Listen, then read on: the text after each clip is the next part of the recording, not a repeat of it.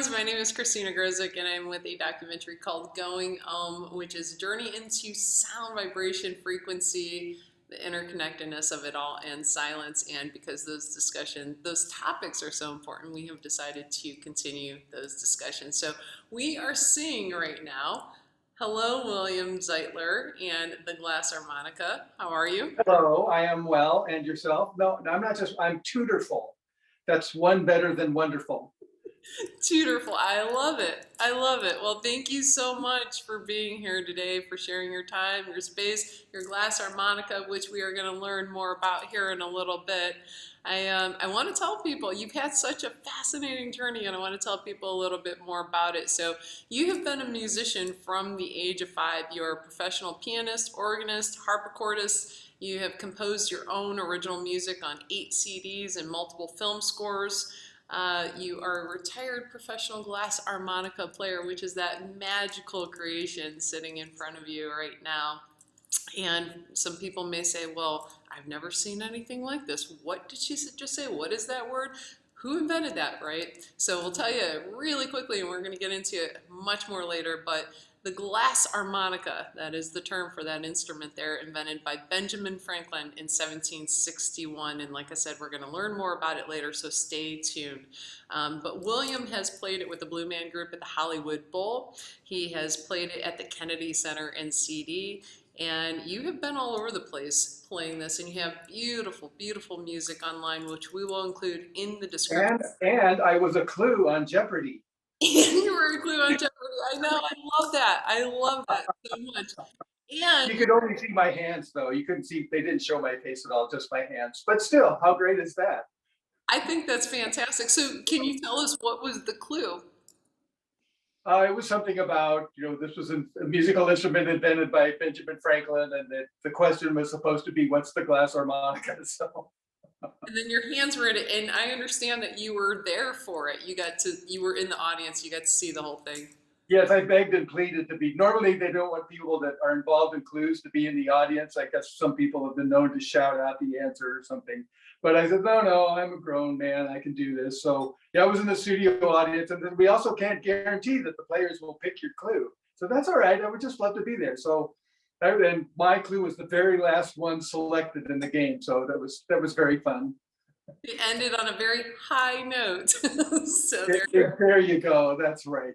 Yeah, so, and then you have dedicated 14 years of your life learning and researching and pinpointing the facts on the glass harmonica, and you have this all in a book. So you've written several books, but this one is called The Glass Harmonica, The Music and the Madness. So yeah, dive into that here today. I'm so excited. We'll go through this journey as it kind of unfolds to us, but I think we should start with maybe the basics. So we've got the glass harmonica sitting right here, which is it's mesmerizing, right? And we'll talk about that. But let's start with the musical glasses. So maybe people have heard, yes, there it is. So maybe people have heard about like people playing glasses with a wet finger around the rim to make sound.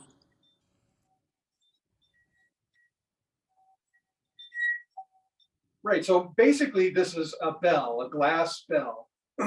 And bells have a resonant frequency to them. And you need to put energy into them in order for them to vibrate. So with normal bells, there's a clapper inside, you hit it with a mallet. But here, what I'm doing is, it's like the violin bow, it catches the string, the stickiness of the bow catches the string, pulls it away from equilibrium until it reaches a certain, the stickiness can't hold the string any longer. It slips, slides, overcompensates, back and forth. So the sliding of the bow on the violin string is how the violinist puts energy into the string, which has its own resonant frequency. So we're doing much the same thing, but it's as if my fingers are little bows, and I'm bowing the rim of the bell, and that's putting energy into it, and that's what makes it sing. So there is a bit of a knack of this. I definitely, if you've never done this before in life, it's one of those things that you just have to do, because when you get it to go, it's very satisfying. But you have to get the pressure right. So it's kind of a gentle pressure. You'll need a fiddle with that a bit.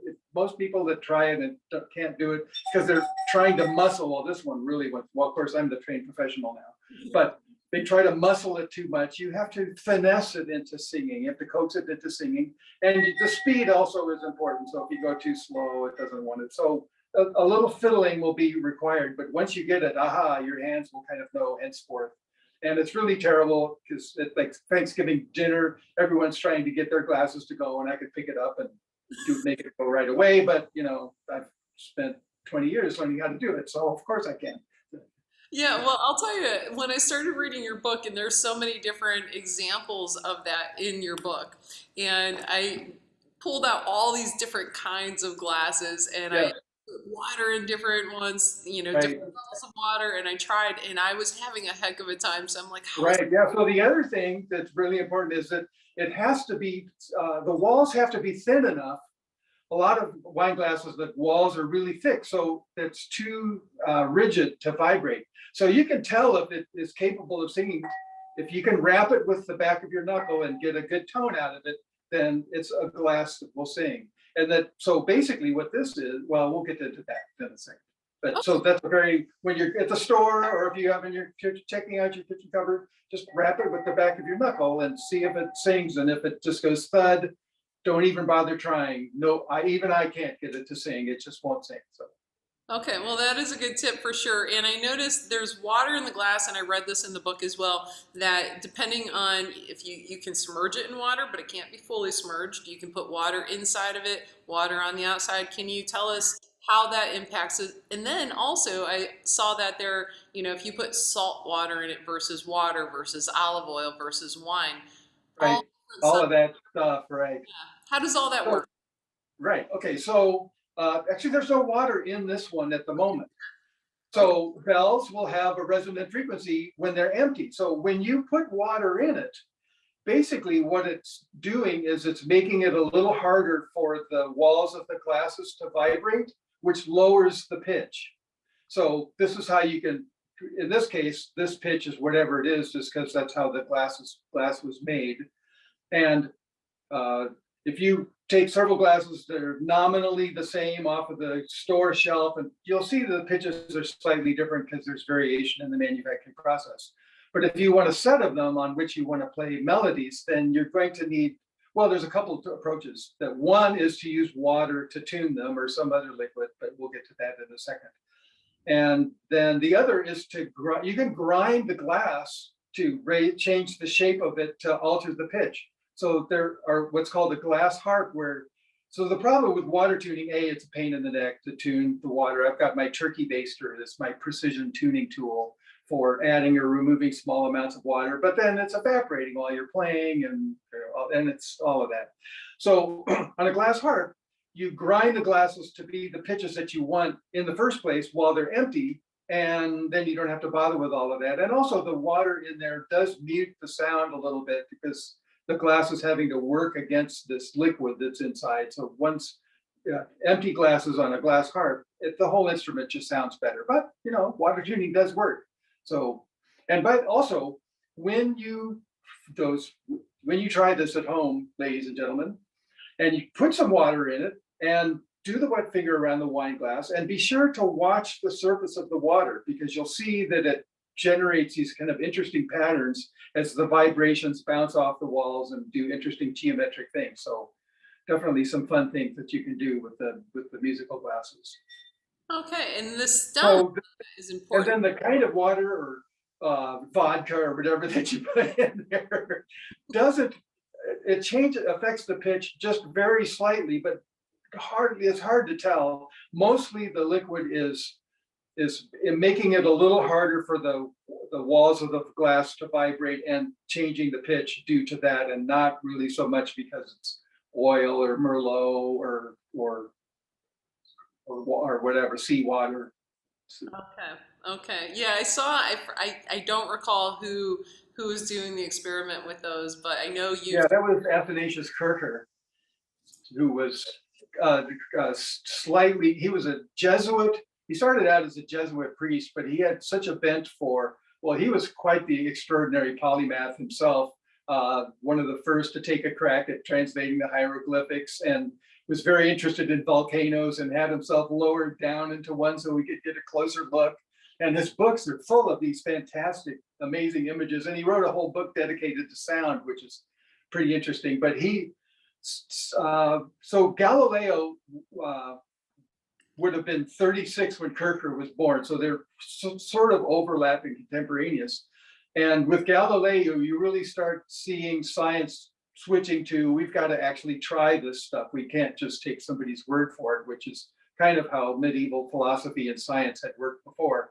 So Kircher goes into, Kircher, goes to some length of describing this experiment where he tries seawater versus Merlot versus these various things and talks about it having all these effects. And I didn't expect it to actually work, but I'll give him the benefit of the doubt. And I actually replicated the experiment he describes in his book, and nah, he's just making this stuff up. But still, he did bring attention to the whole musical glass phenomenon, and I don't know, just interesting guy. Check him out sometime. Yeah, it was, it was really interesting in your book. So anyone reading the book, I will just kind of tell you this. As I was reading it, I was like, oh, and I'm taking down notes. And then I got farther into it and where you tried your experiment with these same Yeah. things. It doesn't work. And I was like, oh, darn it. I put an X through my notes and I'm like, nope, cross that off the list. That actually doesn't work. So, yeah, but it was a really fun and interesting journey for sure. So, you had talked about a little bit, you just mentioned Galileo.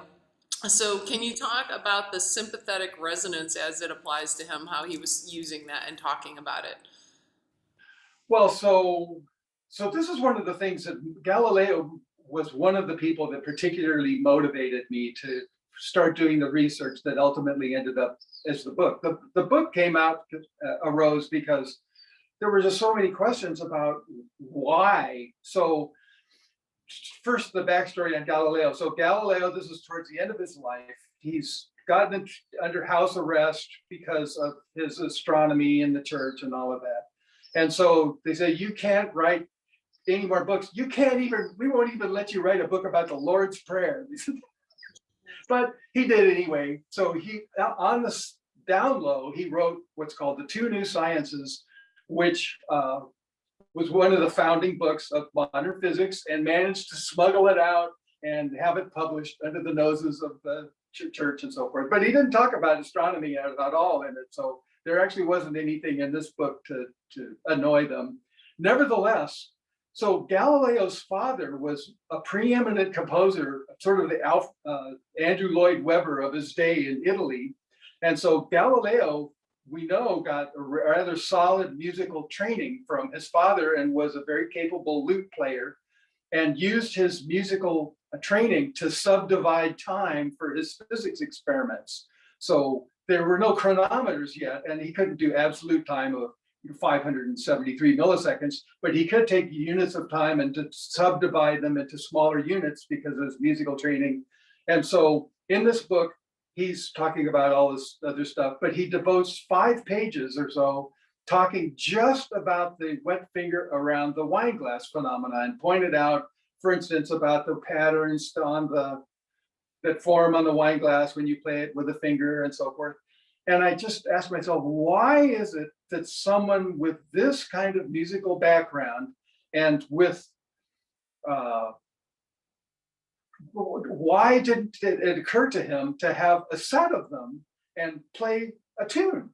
He only talked about one, and even Kircher only has 5, and we know that this was a figment of his imagination. So maybe he didn't have any, maybe so. But in general, why did Galileo take the leap, as brilliant as he was, to, well, let's just have a bunch of them and play music on them?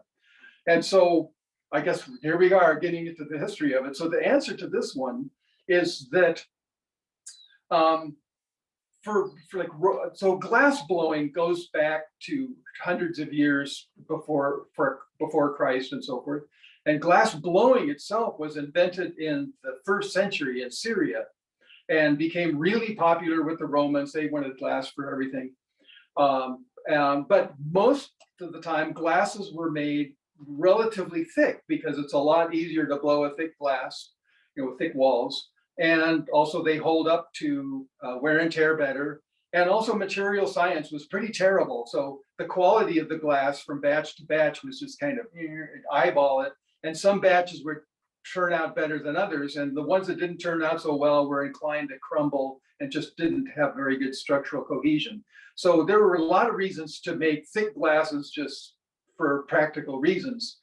But then you fast forward to Venice, and they in the Renaissance, and they invented this kind of glass called cristallo, and that they were able to control the materials much better, and were able to blow thin glasses, which is what you need, thin enough walls for them to vibrate. And but they this was a really valuable thing that nobody else could do. So it was quite the trade secret. If you tried to sneak off and make them on your own, they'd hunt you down and maybe kill you and things like that. But as a result, they charged literally a king's ransom for one wine glass. So a Cristallo wine glass could cost as much as the equivalent made of solid gold in those days. So the lords and ladies that would have one of these. Oh, so one of the things that the Venetians said about these glasses is that they will shatter if you put poison in them. And in Renaissance Italy, poisoned wine was a big concern. So at noble houses, they'd have one Cristallo wine glass, and the steward would put some wine in it, and then you could take your drink, and then the steward would take it down to the next person. So they'd use one glass for the whole table because the things were so magical and so extraordinarily expensive.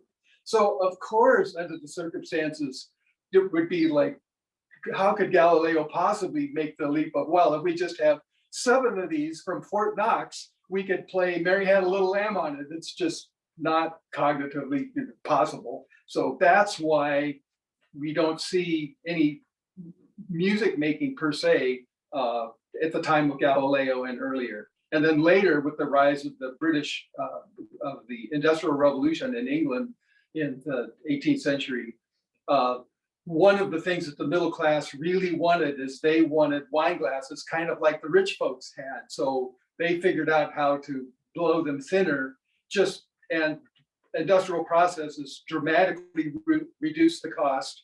And my favorite is that Parliament passed a law taxing glass by weight. So they had lots of motivation to make them as thin as possible. And so that's why you see in the 1700s the rise of the musical glasses, because people couldn't own a whole set for their guests. And when they're washing them, somebody would have discovered, oh, look what you can do. And then, so one thing led to another. So that's why musical glasses, playing melodies on them, are as late as they are.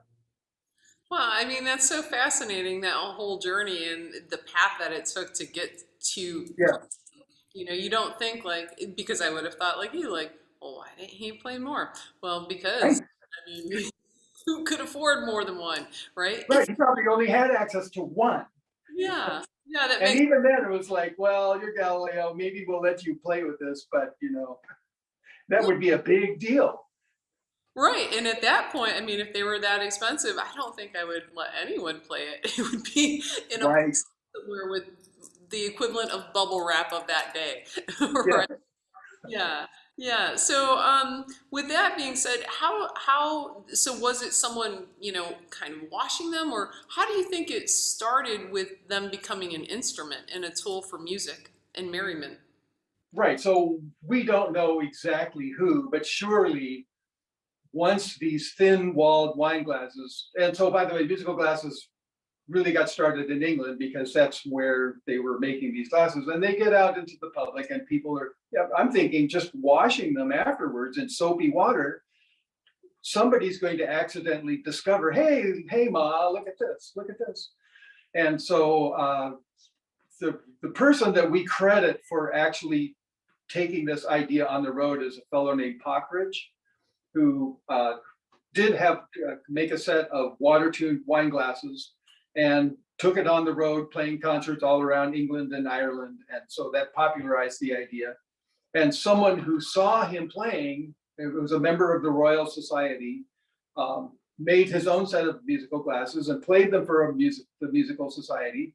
And Benjamin Franklin was in the audience, and Franklin was rather musically inclined himself as an amateur musician. He played a half a dozen instruments, well enough to entertain his friends and so forth. So he loved the idea, and he thought there's got to be a more convenient way of doing it so we can eliminate the water tuning, and I want to be able to play more than 2 notes at once. So that's what this is. Each of these is a separate glass. So if you can imagine these glasses nested inside of each other, kind of like cereal bowls in the cupboard, and they're all on a spindle that's turning. So instead of your finger going round and round, the glass is going round and round. So Franklin invented this, and he built one for himself, and it was a constant companion for the rest of his life. Pretty much everywhere he went, he had a glass harmonica with him. And all those negotiations in France, he had a glass harmonica there. So I mean, I know we were talking beforehand, and I told you just the movement and the motion of it is so therapeutic. I could just, stare at it and just be calm, right? But I think it's it's such a beautiful instrument, and it's not really something that I heard of until maybe a couple of years ago. So, kind of part of the film was talking about throughout history, music has always been a part of how we gather, how we come together, how we celebrate, things of that nature. And then to me, when I discovered this, it's like, well, how is this not more common today? So can you tell us, why aren't we seeing more of these today? well, okay, so Franklin invents this, and he built one for a friend of his, and other people see what they're doing. And in Germany, it never really caught on anywhere else, but in Germany, they went crazy over it. And so they had really expert glass blowers, and they were able to make really fine instruments. And so there's quite a few performers that came out of Germany touring all over Europe. And one of them, Marianne Kirchgessner, was this blind young lady that played the glass harmonica. And she played it in Vienna. Mozart heard it and wrote music for her. It was at the very end of his life in the spring. He wrote these pieces for glass harmonica. One is for our glass harmonica solo, and another for glass harmonica and quartet, flute, oboe, viola, and cello. And then in the fall, there was the Requiem, and that was the end of Mozart. So this is very vintage. So it has this extraordinary pedigree. Beethoven wrote a little piece for it. So yes, why is it that it's so unknown now? So this would be maybe the second biggest question I had in my mind about why is it that this fell into such disuse. And when I was initially doing the research, kind of the prevailing theory, if you even want to call that, is, oh, they made the instruments out of leaded glass, and the players were getting lead poisoning and keeling over, so they stopped playing it. All of which, as I found out, is not true. For one thing, they didn't necessarily make them out of lead glass. So A, B, you don't get lead poisoning by touching lead. You can lead fish weights and so forth. They're pure lead. You can handle them completely safely. Just wash your hands really well before you eat your peanut butter sandwich, because you get lead poisoning either by inhaling it or ingesting it. So the mere touching of lead glass or even lead paint or any of those things, that by itself is not it's not going to do you any harm. So then why? What's the real reason? Well, so music was undergoing a major transition there into the 19th century. So at the 18th century, especially the latter part, musicians' bread and butter was working for the church or the courts. You were a court musician, and those rooms were relatively small compared to big concert halls. And so that's why Mozart orchestras don't have 100 players. They just have 20 or 30, something like that. So, but at the end of the 18th century, the royalty, the aristocracy was going away. You have the French Revolution kind of put an end to the aristocracy in France. The Holy Roman Empire, Napoleon put an end to that. And in general, the aristocracy was taking a major downturn. Oops, we're not employing, Marie Antoinette didn't employ any musicians after her fate. So musicians liking to eat, well, and there's also a big surge in populism about the rights of people in general and so forth. So there was musicians decided, well, we'll just start giving public concerts and selling tickets. So for that, the bigger the hall, the more tickets you could sell. It's really simple mathematics here. So the instruments of the orchestra and even the piano were all re-engineered to be louder. So if you've ever heard a Mozart era piano, they have relatively low string tension, like 30 pounds or so per string, and they're not terribly loud. They didn't need to be. But you get into the 19th century and you want to fill this large concert hall, you need more potential energy. So the piano, for instance, went from having strings of about 30 to the modern grand piano has string tensions of on the order of 200 pounds per string, just enormous. So this is why they're able to generate enough sound to be heard in a large room. And violins also were re-engineered. They upped the string tension on those as well. Just imagine cutting apart these Stradivariuses and putting more bracing in there so that they could take higher string tensions. And brasses over there, they were all re-engineered to be louder, but there's not really anything you can do with the glass harmonica to make it louder. And I found some reviews from the period where the interviewer or the reviewer said, in essence, what I could hear of it was really pretty, but I just had a hard time. And so eventually, for practical reasons, they gave up on it. And it shows up here and there for as this really quiet special effect. But it just, and we didn't have amplification until the early 20th century. So the loudness is not an issue anymore. And everywhere I've played, like at the Kennedy Center, for instance, then they do mic me to boost it a little bit for the room. But I think that's the central reason is just the basic, it just wasn't loud enough for the needs of that day. Well, I mean, that's incredible, and it makes so much sense. And thank you for clearing up the theory about the lead in it. And and when I first heard about it, the person that told me there used to be this instrument, and then told me the reason it was no longer is because people were going mad because of the lead, and they were getting lead poisoning. So Right, yeah, right. you get Which further. is all a great story, but it doesn't really, I think the real story is actually more interesting. Yeah, yeah, I absolutely do too. And it's funny because it's almost like the telephone game with history, like, oh, the glass harmonica, do you know about this? Oh, well, then you add that element. And then it's like, what? I mean, that's not even close to it, right? So, but thank you for clarifying that and for telling us what it actually is and why it kind of phased out. And thank you for your work to keep it alive and bring it into the present day because I think it's such a magnificent piece and it's just such a treat to be able to see it and to hear your music. I've spent a lot of time with your music on my walks and in the evenings when I'm working. So I really appreciate you keeping this alive and for all the work that you've done in it on it, the 14-year journey you spent pinpointing and finding the facts on it. So I know Ben Frank, yeah, it's an adventure for sure. So Ben Franklin, Yeah, some of that stuff was really hard to track down. I spent time at the Library of Congress and just, oh, it was, people have no idea that there's 10,000 hours in that book easily. So, wow. Well, it's very detailed, and I love how you talk about the history of each step along the path of how this came about. And it the was, other thing too, I call it music in the madness because it seems to have attracted kind of you might say is fringe people, people that are on the cutting edge one way or another, like Mesmer would be one and so forth.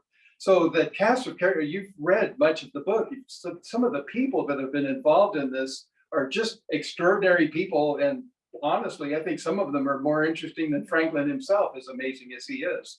So it was quite interesting to find,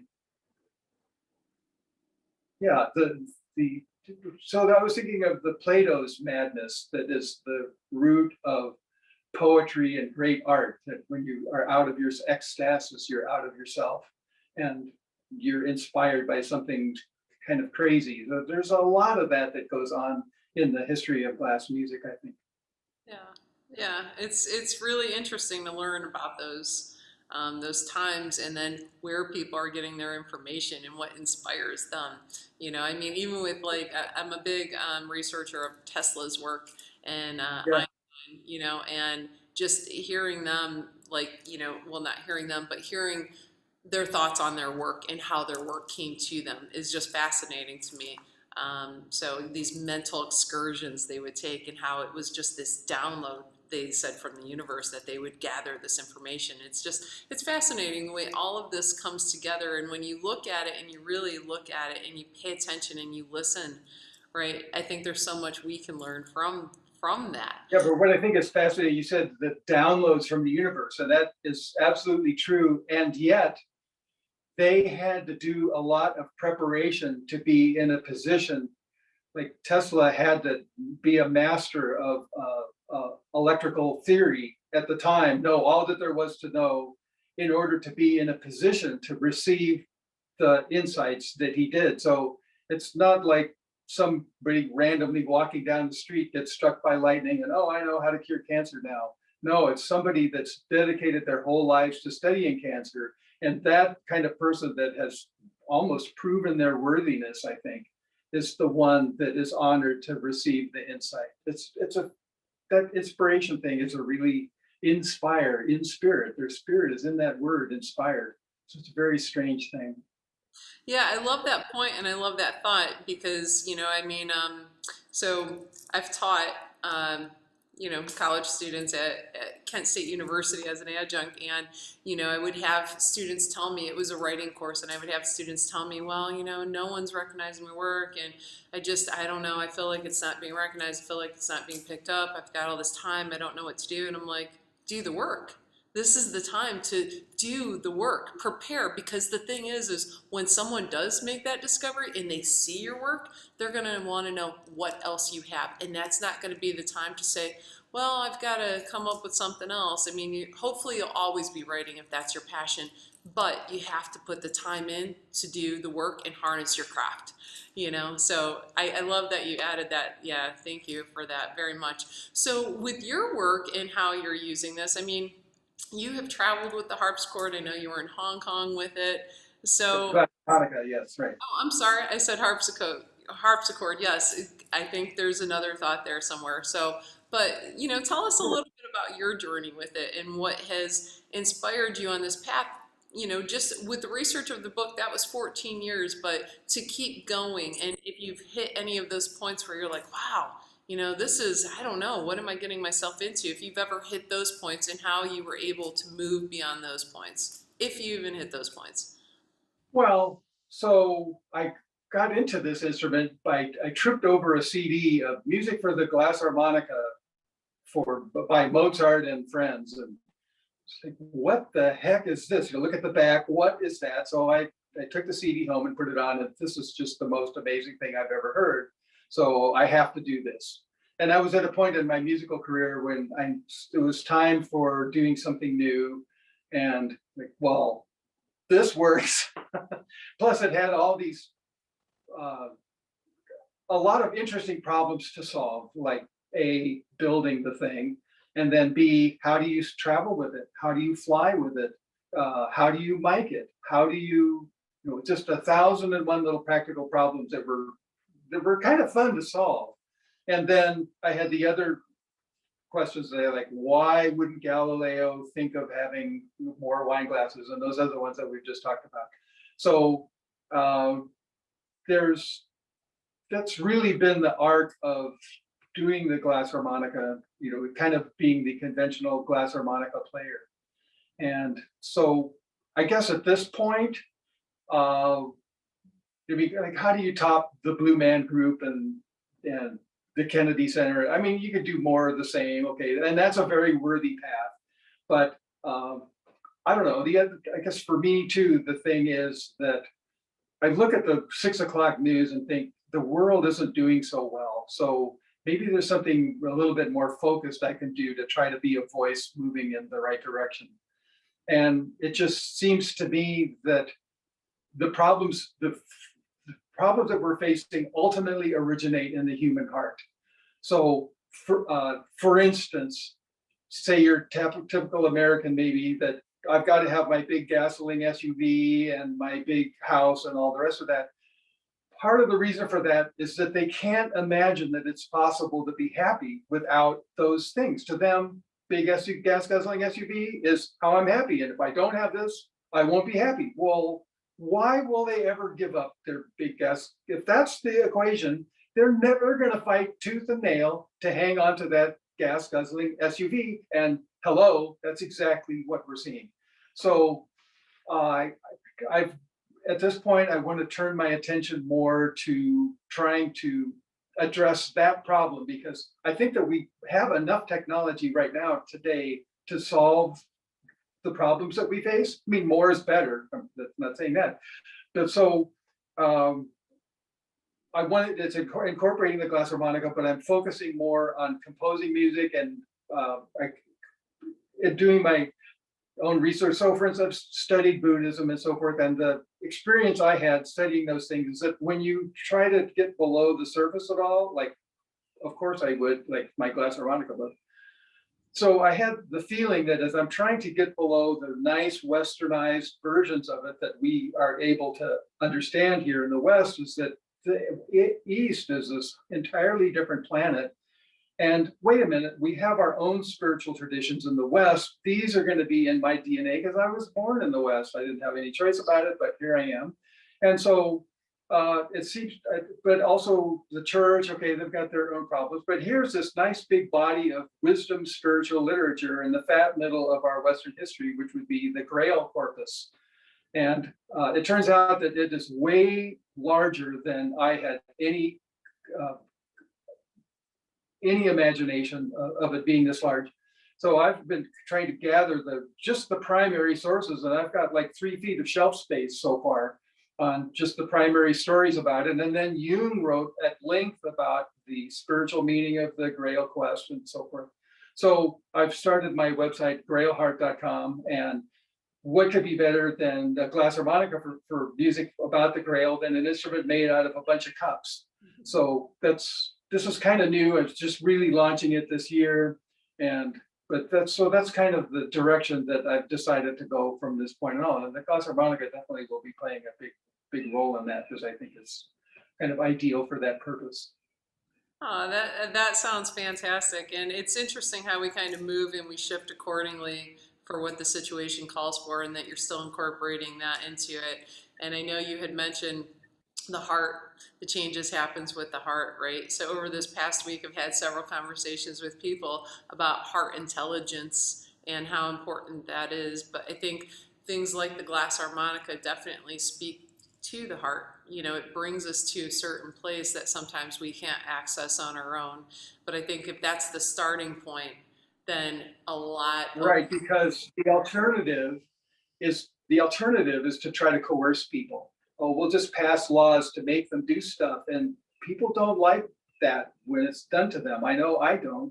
And so why are we surprised that we see the resistance to some of the, oh, no, we got to do this? Well, they don't want to do it. They don't see it because they equate, I've got my big gas guzzling SUV. That's just how, without it, I won't be happy.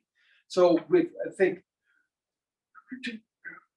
the real long-lasting solutions have to start with a change of consciousness. And I don't know any other way to do that than by the arts in general: writing, stories, music, visual, all of those things all touch us in ways that can create a shift.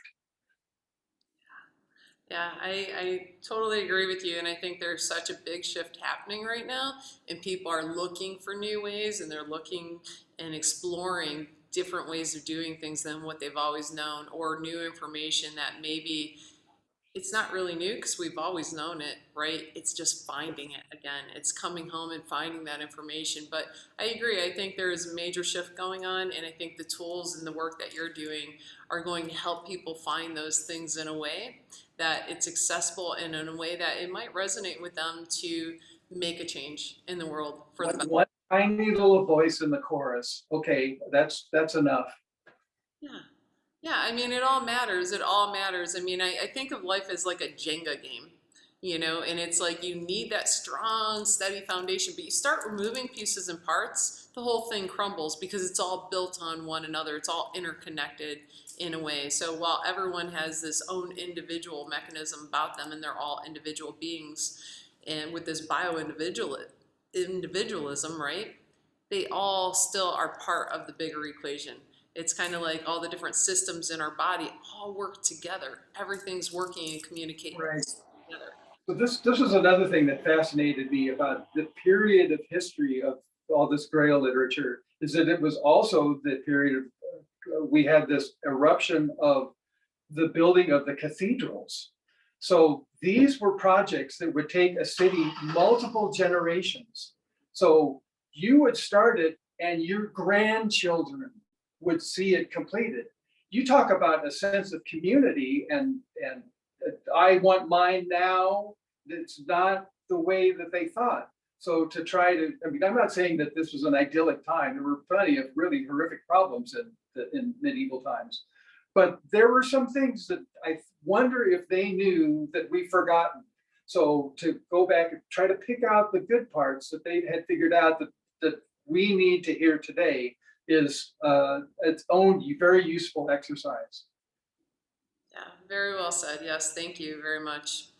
So, I'm excited to explore your new journey. Want to go back to the glass Right. really quickly. Yeah. So I know it sounds like originally Ben Franklin, he had entertained calling it the glassy chord, and that was the Yep. English version, and then went with the Italian version of the glass armonica, not harmonica, but armonica. Can you tell us why that happened? Why he went with that name?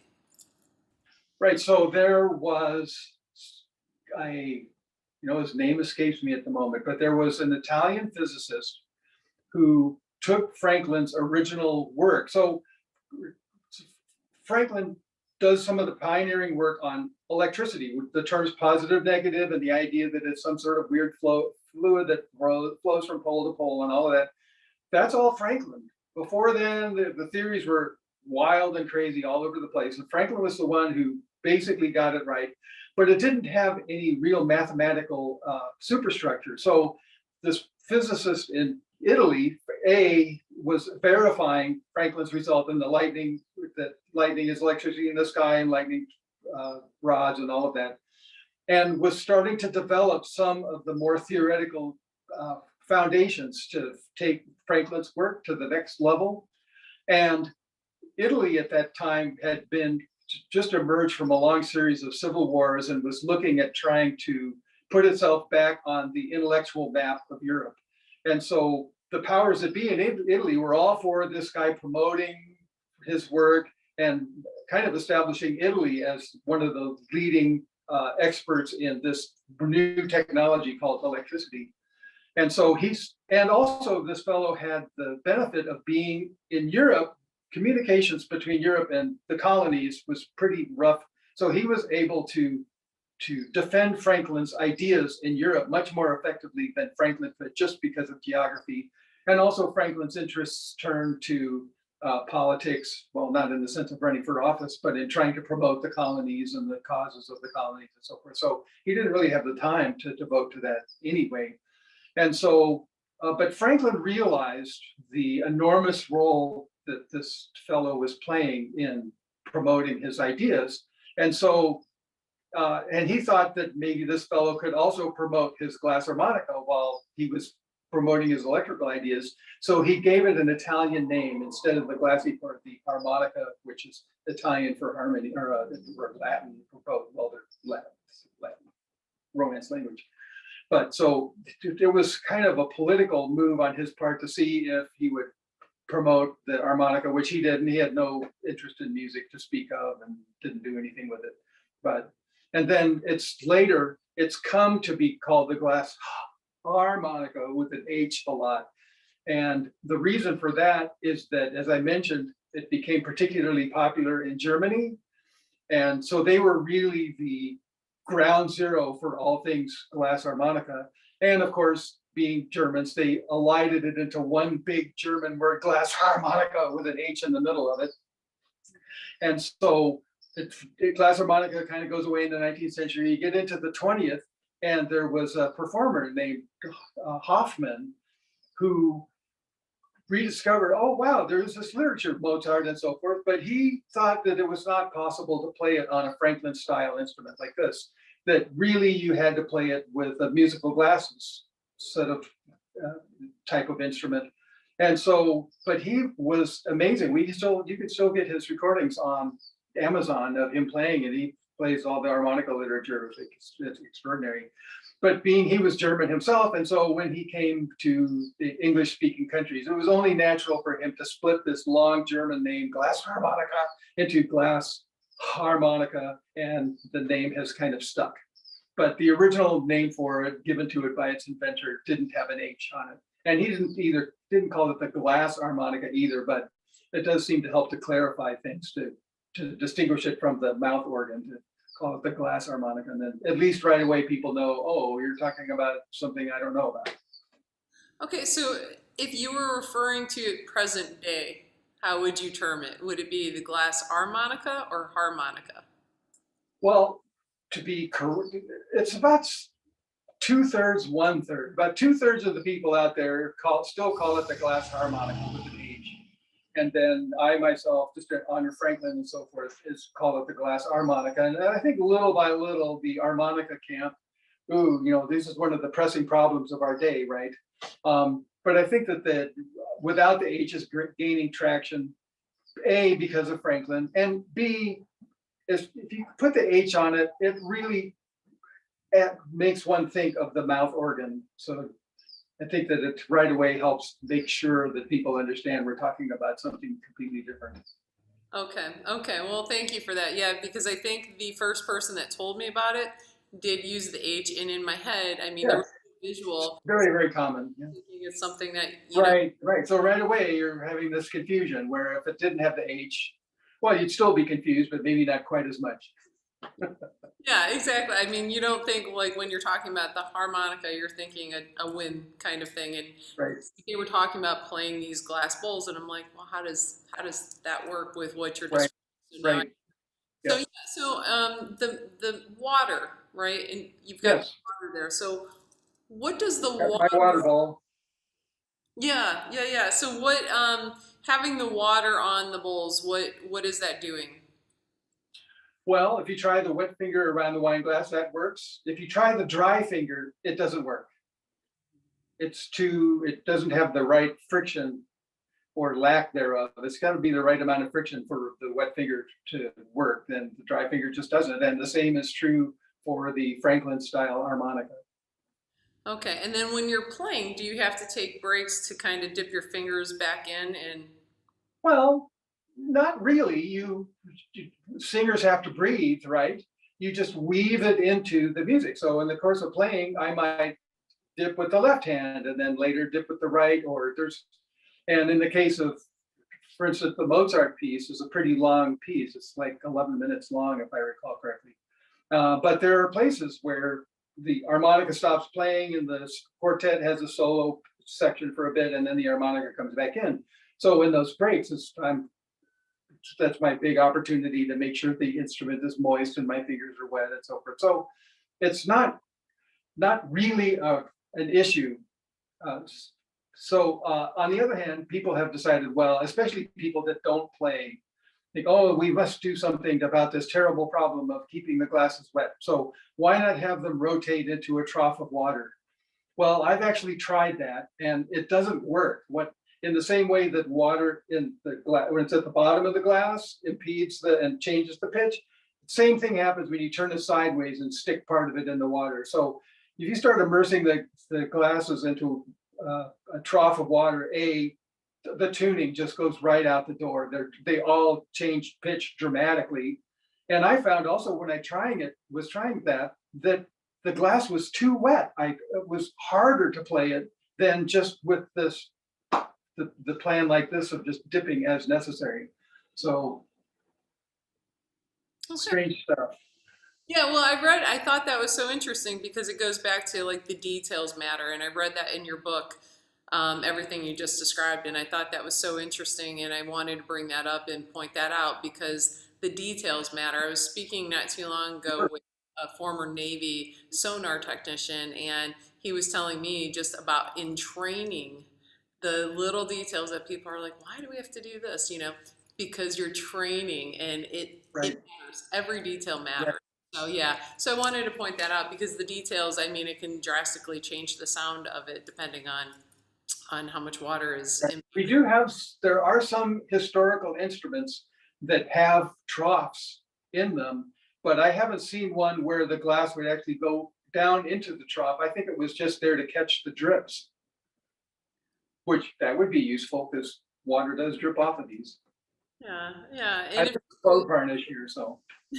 yeah, if somebody was like, oh, how can I see one of those in person? Are they in museums? Like, where would one see one in person?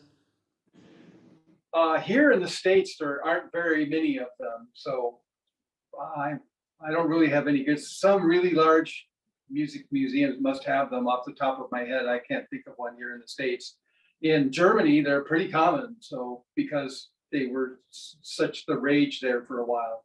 So go to Germany. Yeah, there you go. And do you think the glass harmonica will ever make a comeback where we'll see it more? I don't know. They're difficult to make. So you're talking, five figures to make an instrument easily. So I don't, there's, you've got the vicious circle of no one's playing them because instruments are hard to get and there's who's teaching. And so then there isn't a market for instrument makers. And it's a bit of a vicious circle there. So I don't know. Yeah, well, I hope. And fingers are crossed on that because it's such a beautiful instrument. And anyone that hasn't heard it, I highly encourage you. And again, I will put all the information and the detail of the video here in the description, but definitely check out the different videos that William has online. And then, just because this is more a personal thing for me, so my background is working with the singing bowls. So either the metal singing bowls or the tables. And when I first actually visually discovered what the glass harmonica was, I thought, well, I wonder if in any way that kind of influenced the crystal singing bowls because it's the same kind of concept. You're going around the rim The of, same physics, yeah. yeah. So do you think there's any connection in any way to that? Well, it's the same physics. The bowl is your singing bowl is basically a big bell, and you're putting energy into it with friction around the rim of it. Only generally you're using a wooden dowel instead of wet fingers, but it's the same. And you can those singing bowls, you can make them sing with violin bows too. I've seen people do that. But it's the same physics, so they're definitely closely related.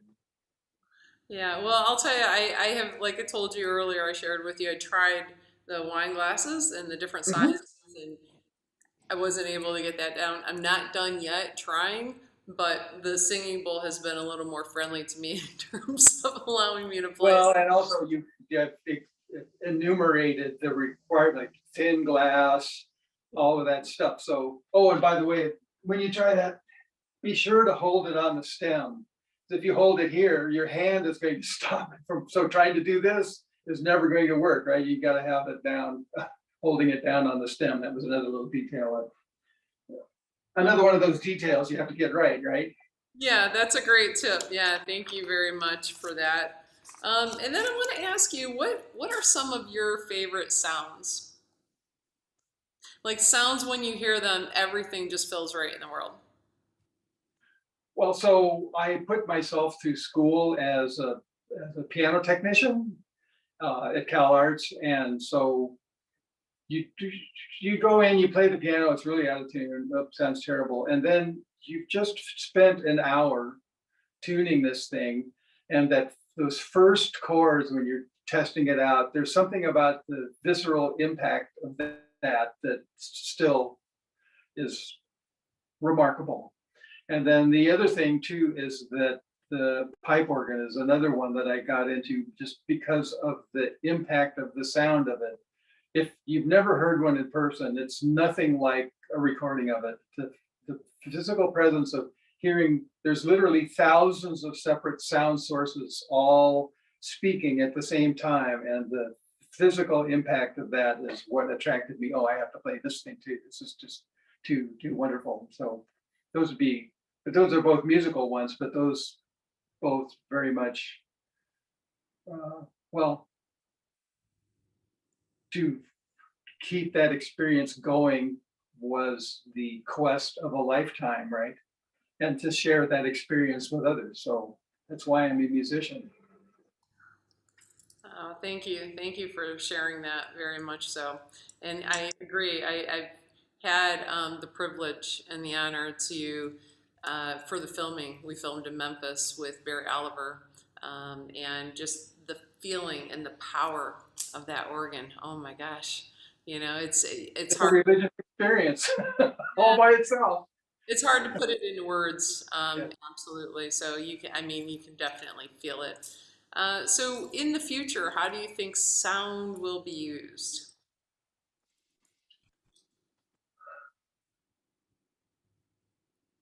I think that is an area that is very poorly understood. I think we're kind of in the Galileo phase in many ways, where we just have some of the very, very basic notions about how this works, and that it's a completely wide open field awaiting people to really understand how to more effectively harness sound for the benefit of humanity. So I think that we're babes, I think, personally. Hmm. Yeah, there's so much to learn, and I think so much we've forgotten. So hopefully, when we communicate with one another and we're sharing, we can all reawaken those parts right together. So William, is there anything else you would like to share before we wrap up?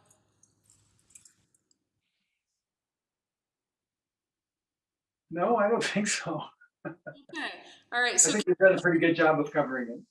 yeah, what a treat and what an awesome journey. I really appreciate you taking the time and thank you for setting this up so we can all witness it. And I will again include some of the links. I mean, I've heard them so many times and I've spent so much time. It's funny because sometimes editors on the films that have worked on they spend so much time with the talent through the editing process that they feel like they know them, and then when the talent meets them, sometimes they're freaked out by the editor because they'll be like, "Oh, hey, hi," because they spent all this time together, and they're like, "Do we know each other?" you know. Right.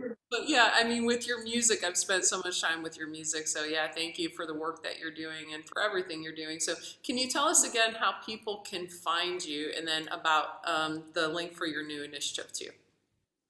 So the best place to find the work that I'm doing now is my relatively new website. It's been up since like January. So it's grailheart.com. So that's where I'm doing, the kind of the grail work of trying to combine the stories, the narratives of the stories with music written to go with the narrative, and then Jung and all that approach to these things to try to talk about all of that. So it's still developing, so it's in its infancy, but that's where all of my new work is going to go, including glass harmonica work. Okay. Well, thank you And for then that. I also have the williamzeitler.com, which has all of my old stuff. So Okay. All right. Well, thank you very much for your time, your energy, for all of the work that you're doing, and I'm really excited to follow your journey too. So I appreciate. it's been my pleasure. Thank you for having me. Thank you. Okay. Well, we'll talk soon. All righty, bye.